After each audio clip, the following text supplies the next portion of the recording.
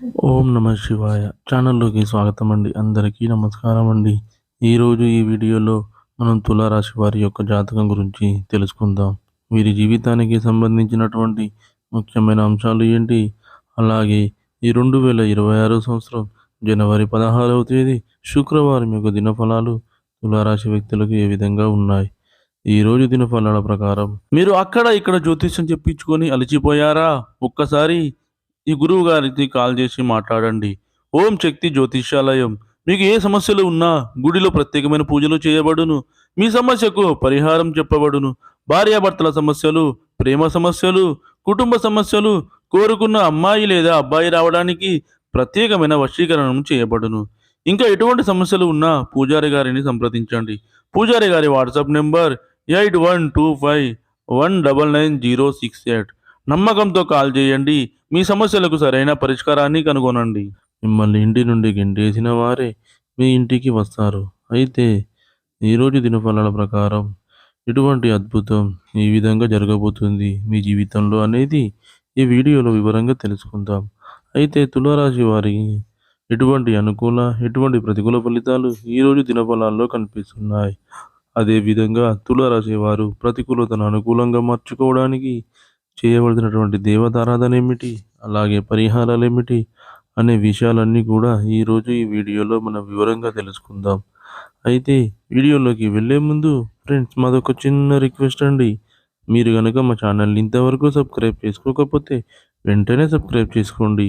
అలాగే పక్కనే ఉన్న గంట సింబల్ మీద ఆల్ అప్డేట్స్ అని క్లిక్ చేయండి. అప్పుడే మేము అప్లోడ్ చేసే ప్రతి వీడియోకి మీకు నోటిఫికేషన్ అనేది వస్తుంది. నోటిఫికేషన్ రాగానే మీరు వీడియో ఓపెన్ చేసి మీ రాశి గురించి, మీ జాతకం గురించి తెలుసుకోవచ్చు. ఇక ఏమాత్రం ఆలస్యం చేయకుండా వివరాల్లోకి వెళ్తే గనక తులారాశి అనేది రాశి చక్రంలో 7వ రాశి. చిత్తా నక్షత్రంలోని 3, 4 పాదాలు, స్వాతి నక్షత్రంలోని 1, 2, 3, 4 పాదాలు, విశాఖ నక్షత్రంలోని 1, 2, 3 పాదాల్లో జన్మించిన వ్యక్తులందరూ కూడా తులారాశి కిందికి వస్తారు. ఈ రాశికి అధిపతి వచ్చేసి శుక్రుడు. ముందుగా వీరి యొక్క వ్యక్తిత్వాన్ని మనం గమనిస్తే గనక తులారాశి వారు చాలా మంచి వ్యక్తిత్వాన్ని కలిగి ఉంటారు. అలంకార ప్రియత్వాన్ని కూడా వీరు కలిగి ఉంటారు. అందంపై ఆసక్తి అనేది వీరికి అధికంగా ఉంటుంది. ఏదైనా సాధించాలి అనే తపన కూడా తులారాశి వారిలో మనకు అధికంగా కనిపిస్తూ ఉంటుంది. కార్యరంగంలో దూకుడుగా వ్యవహరిస్తారు. కార్యదీక్షత, కార్యదక్షత కూడా వీరికి ఎక్కువగా ఉంటుంది. మంచి చెడు ఆలోచించిన తర్వాతే ఏ పనైనా సరే వీరు మొదలు పెడుతూ ఉంటారు. జీవితంలో నిందలు, ఆరోపణలు ఎన్ని ఉన్నా సరే వాటిని అధిగమించే శక్తి సామర్థ్యాలు కూడా ఈ తులారాశి వారిలో మనకు అధికంగా కనిపిస్తూ ఉంటాయి. అపజయాలను చూసి కృంగిపోకుండా ఆత్మవిశ్వాసంతో అడుగులు ముందుకు వేసి విజయాన్ని సాధిస్తూ ఉంటారు. అయితే ముఖ్యంగా విషయంలోకి వస్తే కనుక ఈ 2026వ సంవత్సరం జనవరి 16వ తేదీ శుక్రవారం యొక్క దినఫలాలు తులారాశి వ్యక్తులకు మిశ్రమంగా ఉన్నప్పటికీ మిమ్మల్ని ఇంటి నుండి గెంటేసిన వారే మీ ఇంటికి వస్తారు. అంటే ఏదైనా సహాయం నిమిత్తం ఎవరింటికైనా మీరు వెళ్ళినప్పుడు వారు మిమ్మల్ని నిర్దాక్షిణ్యంగా ఇంటి నుండి గెంటేసి ఉండొచ్చు. లేదా మీరు బయటికి వెళ్ళే విధంగా ఏదైనా మాటలు అనొచ్చు. ప్రత్యక్షంగా కానీ, పరోక్షంగా కానీ మిమ్మల్ని అవమానించవచ్చు. లేదా మీ కుటుంబ సభ్యులు కూడా ఈ విధంగా మిమ్మల్ని ఇంట్లో నుండి గెంటేసిన వ్యక్తులు కావచ్చు. అటువంటి వారు మీ యొక్క జీవితంలో ఎవరున్నా సరే, బంధువులు కానీ, మిత్రువులు కానీ, లేదా మీరు ఏదైనా సహాయం నిమిత్తం వారి ఇంటికి వెళ్ళినప్పుడు మిమ్మల్ని అవమానపరిచిన వ్యక్తులు కానీ, మీ కుటుంబ సభ్యులు కానీ, ఇలా మీ యొక్క లైఫ్‌లో అటువంటి వ్యక్తులు ఎవరున్నా సరే, వారు మీ ఇంటికి ఈరోజు వస్తారు. మీ యొక్క సహాయాన్ని అడుగుతారు.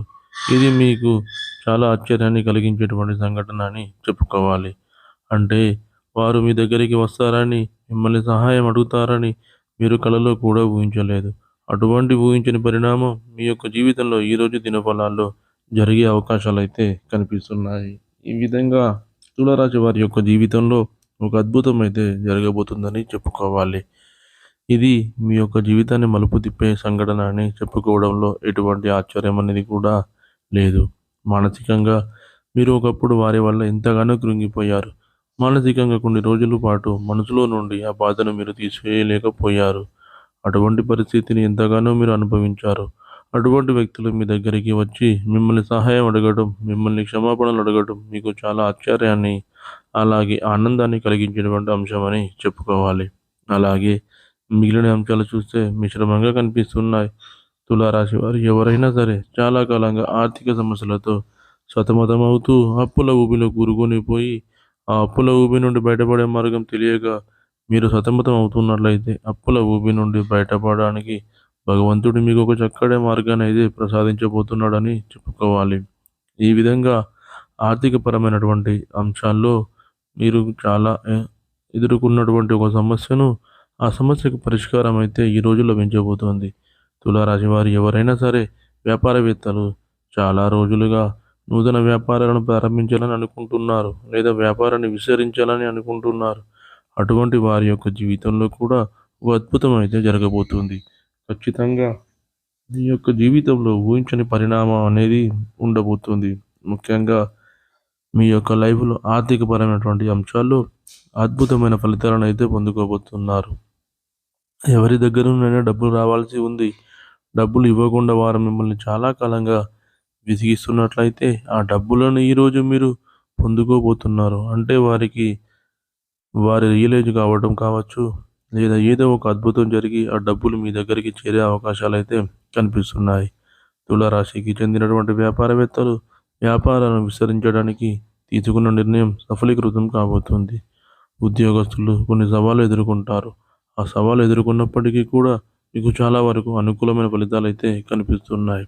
అంటే పని మీకు ఎక్కువగా ఉండవచ్చు. పని విషయంలో మీరు చేయని పొరపాటుకు కూడా ఒక ఆరోపణ ఎదుర్కోవచ్చు. అయినప్పటికీ పై అధికారులు మీపైన అరవడం కానీ, కోపంగా మాట్లాడడం కానీ జరగదు. మీరు పొరపాటు చేసినట్లుగా అందరూ భావించినప్పటికీ మీరు ఎవరి వల్ల మాటపడాల్సిన పరిస్థితి అయితే కనిపించడం లేదు. తోటి ఉద్యోగస్తులు ఒకరు మీకు చాలా సపోర్ట్‌గా నిలుస్తారు. ఇది మీకు చాలా ఆశ్చర్యాన్ని కలిగించేటువంటి సంఘటన. ఎందుకంటే వారు ఇదివరకు ఎప్పుడూ కూడా మీతో అంత క్లోజ్‌గా లేరు.